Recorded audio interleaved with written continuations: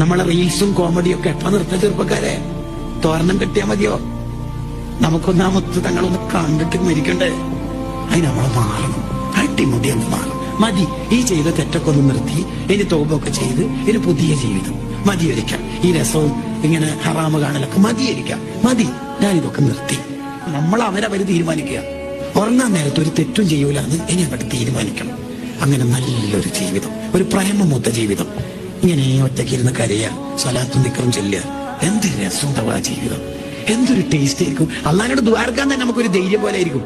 ഇന്നലെ രാത്രി ഫുൾ ഹറാമ് ചെയ്ത ഒരാള് ഇന്ന് ആക്സിഡന്റ് ആയി മരിക്കാൻ പോകുന്നു, അയാൾക്ക് തന്നെ ദ്വാരക്കാൻ ഒരു മടിയുണ്ടാവും. ഇന്നലെ വരെ ഹറാമ് വീഡിയോ കണ്ടാക്ക് ഇന്നൊരു നാണക്കടായിരിക്കുമല്ലോ ദ്വാരക്കാന്. ഇന്നലെ വരെ സ്വലാത്തും ദിക്റിലുള്ള ആള് ഇന്ന് പെട്ടെന്നൊന്നും അപകടത്തിൽപ്പെട്ടാൽ യാ റബ്ബ് ഒന്ന് കൈസിലാക്കി തരണേ, കേസ് കൊടുക്കല്ലേ, അയാൾക്ക് ദ്വാരക്കാൻ ഒരു ധൈര്യം കിട്ടുമല്ലോ. അയാൾ ഇന്നലെ വരെ അള്ളാഹിനോട് ടോപ്പല്ലേ. അപ്പൊ നമുക്കൊരു ടോപ്പ് ലൈഫിലേക്ക് പോകാം.